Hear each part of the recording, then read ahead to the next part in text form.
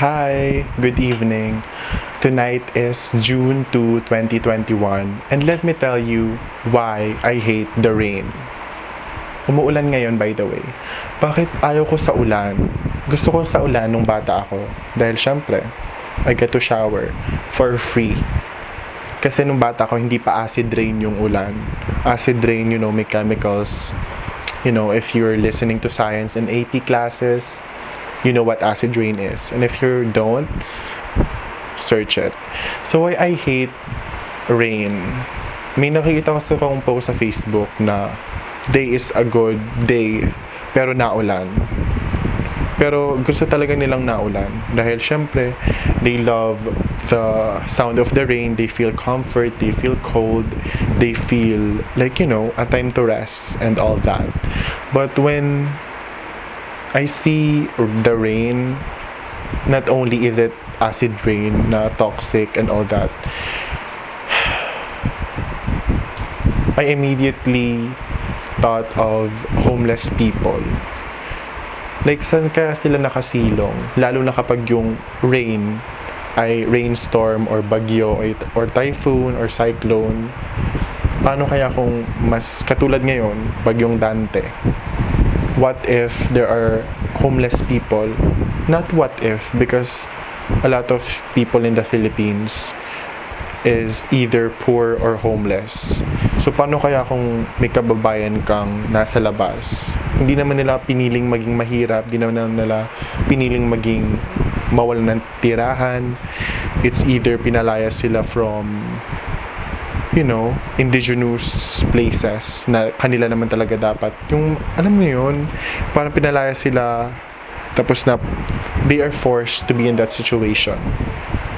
What if there are, Filipinos who didn't choose to be poor, who didn't choose to be homeless, but still, for them, the rain is their enemy because they don't have proper, shelter. I just think about that, and when I think about that, it's not that I completely hate the rain, like, umuulan. I hate it, but not that much. Because when it's raining, homeless people, they worry where are they going to go? And I worry, what am I going to do? Because I'm an outdoors person. At kapag naulan, hindi ka makapunta sa terrace dahil naangge. Naangge talaga. As in gumagarne. Eh ako'y naiirita doon. At kapag naalala ko namang naulan, hindi lang yung mga taong walang tirahan, hindi lang na wala akong magagawa dahil naulan at walang araw. I get reminded that I am privileged. Na may pribileheyo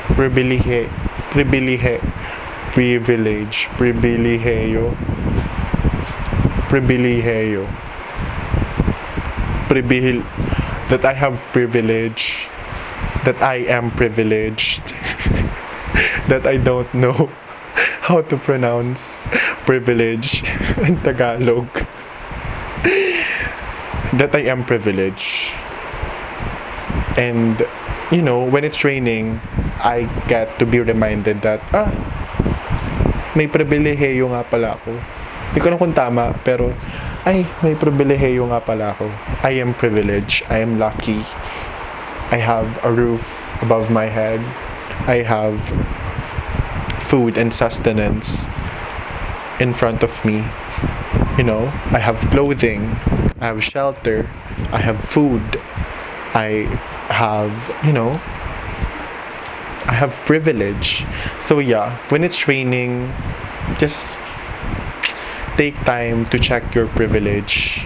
And if you have a roof above your head, food and sustenance in front of you, and you have proper clothing for this type of cold weather, that is cold, yeah, I just want to remind you that you should check your privilege because you are privileged. Bye. I hate the rain because of that.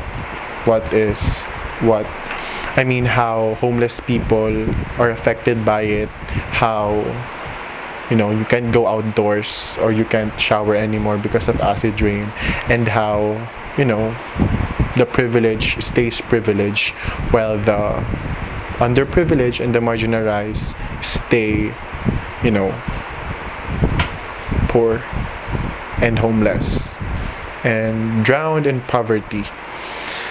And I hope that I could change that someday. I hope that I could help poor people, homeless people, have their own homes. Okay?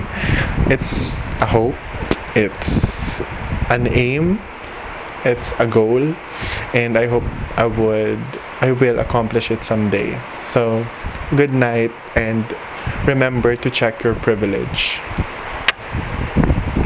I'm Queen Baby Love. Treat me like a queen, pamper me like a baby, and love me, bitch. Love me like there's no other. Love. Because gusto ko ako lang. Like, duh, mamahal ka tapos may kabit ka dito, may kabit ka dun. Ew. I'm not gonna settle for that. And you shouldn't either. Bye.